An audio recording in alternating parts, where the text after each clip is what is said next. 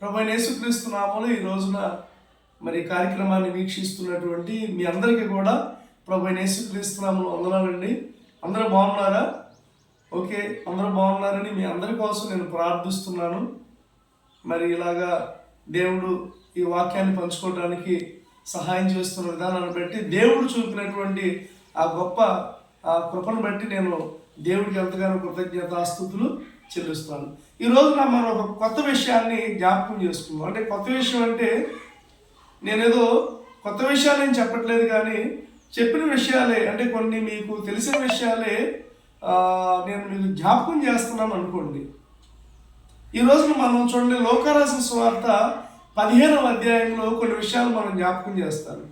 యాక్చువల్గా లోకారాసిన సువార్త 15వ అధ్యాయంలో యేసుక్రీస్తు ప్రభువారు 3 ఉపమానాలు చెప్తారు. ఈ 3 ఉపమానాలు కూడా మనం చూస్తే, ఒకటేమో తప్పిపోయినటువంటి గొర్రె. అంటే ఒక వ్యక్తికి 100 గొర్రెలు ఉన్నప్పుడు ఒక గొర్రె తప్పిపోయింది. ఆ కాపరి గమనించండి, 99 గొర్రెలను విడిచిపెట్టి తప్పిపోయినటువంటి ఆ ఒక్క గొర్రె కోసం వెతకడానికి వెళ్ళాడు.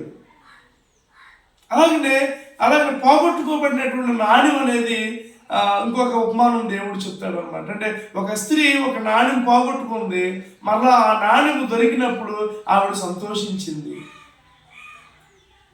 అలాగే గమనించండి, మూడవదిగా మనం చూస్తే తప్పిపోయినటువంటి కుమారుడు.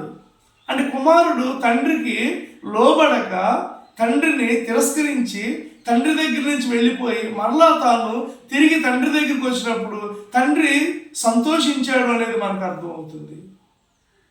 ఆయన తప్పిపోయిన గొర్రె కోసం, పోగొట్టుకోబడినటువంటి నాణ్యాన్ని, అలాగనే మరి తండ్రి దగ్గర నుంచి దూరంగా వెళ్ళిపోయినటువంటి ఆ కుమారుడు తిరిగి వచ్చే సందర్భాన్ని నిజంగా లోకారాసిన సువార్త 15వ అధ్యాయం చాలా అద్భుతంగా మనకు వివరిస్తుంది.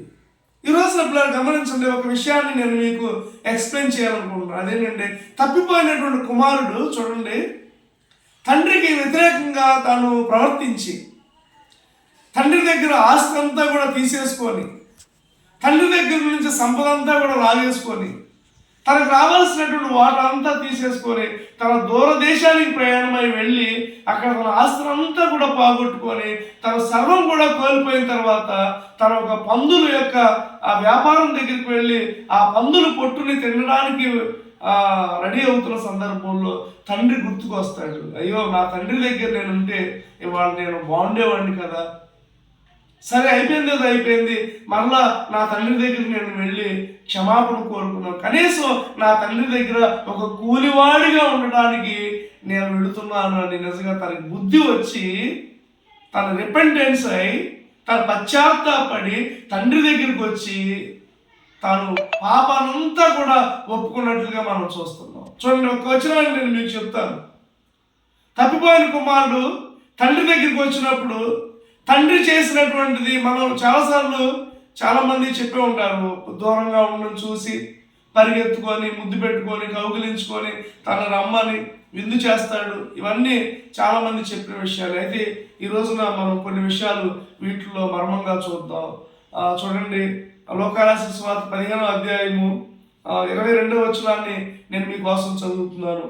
అయితే తండ్రి తన దాసులను చూచి ప్రశస్త వస్త్రము త్వరగా తెచ్చి వీరికి కట్టి వీరి చేతికి ఉంగరము పెట్టి పాదములకు చెప్పులు తొడిగించుడి. చూడండి, ఇక్కడ తండ్రి, our loving father, our compassionate father, మన ప్రియమైనటువంటి తండ్రి తప్పిపోయినటువంటి కుమారుడు తండ్రి దగ్గరికి వచ్చినప్పుడు 3 వస్తువులు ప్రజెంట్ చేస్తున్నట్లుగా మనం చూస్తున్నాం.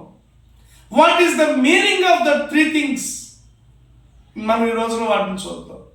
మొట్టమొదటిగా చూస్తే గమనించండి, ప్రశస్తమైన వస్త్రాన్ని తండ్రి కుమారుడికి ఇచ్చినట్లుగా చూస్తున్నాం. వస్త్రము చూడండి, తన కుమారుడు వేసుకున్న వస్త్రము పాడైపోయింది. తండ్రి ఏం చెప్తున్నా అంటే, నీ వస్త్రము మారాలి, నీ జీవితము మారాలి. వస్త్రము అంటే గమనించండి, దేని సాదృశ్యం అంటే జీవితానికి సాదృశ్యం. నీ జీవితం మారాలి. నువ్వు ప్రభు దగ్గరికి వచ్చిన తర్వాత నీ వస్త్రం మారాలి, నీ మురికి వస్త్రం తీసివేయబడాలి.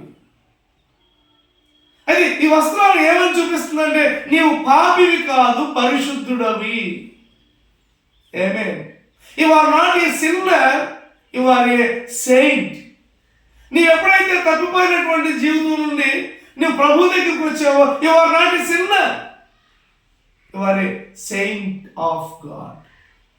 ఆ వస్త్రం ఏమని రుజువు చేస్తుందంటే, నువ్వు ధరించుకున్న వస్త్రం ఏమని రుజువు చేస్తుందంటే నేను పాపిని కాదు.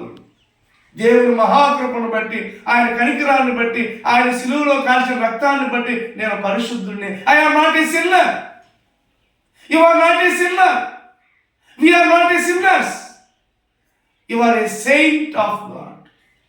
I am a saint of God. నేను దేవుని కృపలో పరిశుద్ధుడిగా మార్చబడ్డాను. ఎందుకంటే నా పాపాలు నేను ప్రభు దగ్గర ఒప్పుకున్నాను కాబట్టి.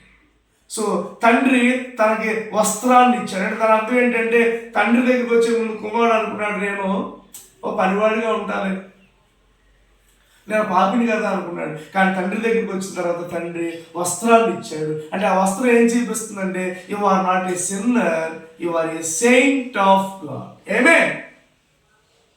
ఈరోజు నా ప్రభువులో మనం ఉన్నాం. నిజంగా మన పాపులు కాదు. నిజమే, ఒక రకంగా చెప్పాలంటే మన పాపులు, వీఆర్ సిన్నర్స్.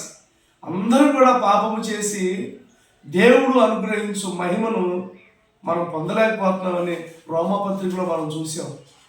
మనం పాపులమే, కానీ ఈ రోజున పాపులమైన మనకి ఆ నీతి వస్త్రం, ఆ మహిమ వస్త్రం, ఆ అక్షయ వస్త్రం, ఆ గొప్ప వస్త్రం మనం ధరించుకోవాలి ఈ రోజున. అందుకే తండ్రి కుమారుడికి వస్త్రాన్ని ఇచ్చాడు. దేవుడు నామానికి మహిమ కలుగుగాక. రెండోదిగా చూస్తే గమనించండి, ఉంగరాన్ని పెట్టాడు, రింగ్. ఉంగరం పెట్టి, ఈ ఉంగరం ఏం చూపిస్తుందంటే, నీవు పనివాడివి కాదు, నీవు పరిపాలించేవాడివి. ఎందుకంటే నువ్వు నా దగ్గరికి వచ్చావు. నిజంగా చూడండి, తండ్రి దగ్గరికి వచ్చేటప్పుడు తను అనుకున్నాడు, కనీసం మా నాన్న దగ్గర ఒక వర్కర్గా, కనీసం మా నాన్న దగ్గర ఒక పనివాడిగా, కనీసం మా నాన్న దగ్గర ఒక లేబర్గా ఉందాము, అంతే చాలు నాకు అనుకున్నాడు. కానీ తండ్రి ఏం చేసేది తెలుసా, ఉంగరం పెట్టి ఏం చెప్తున్నాడంటే, you are not a labour, you are a leader.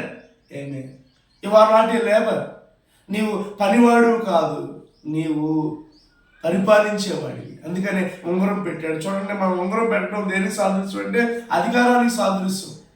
ఆనాడు యోసేపు కూడా ఫరో రాజు ఏం చేస్తాడంటే ఉంగరాన్ని పెడతాడు. ఎందుకంటే నీవు పరిపాలించాలి, అధికారం అంతా నీ చేతికి ఇచ్చాను.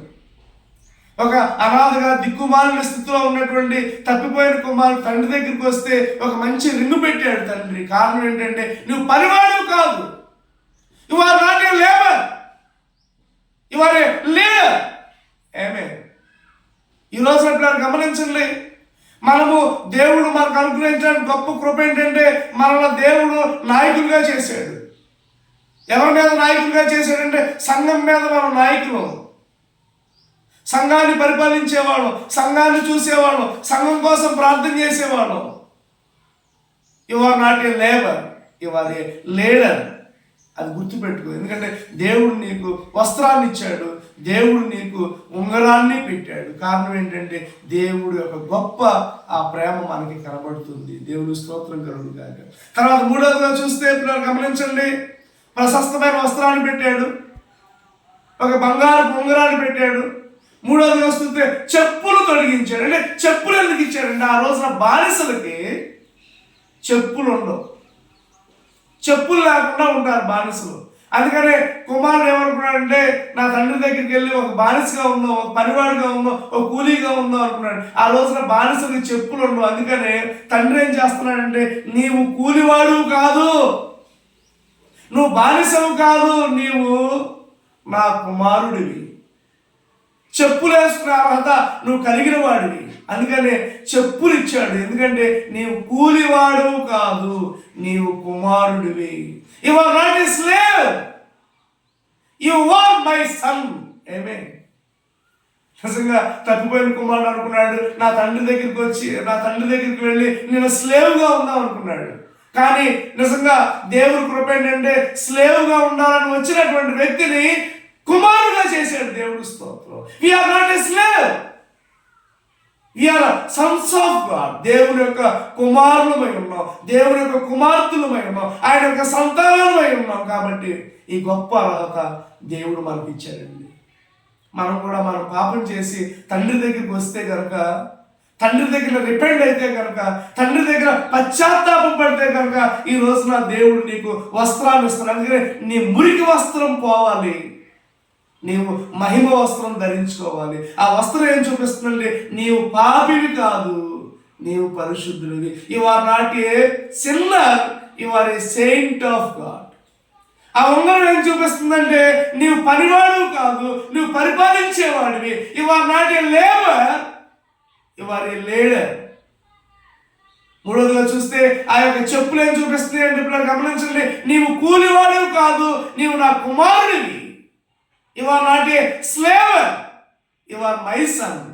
ఎంత గొప్ప ఆధిక్యత తండ్రి ఇచ్చాడు. అందుకనే we have a great father at home. మనకు ఒక గొప్ప తండ్రి ఉన్నాడు.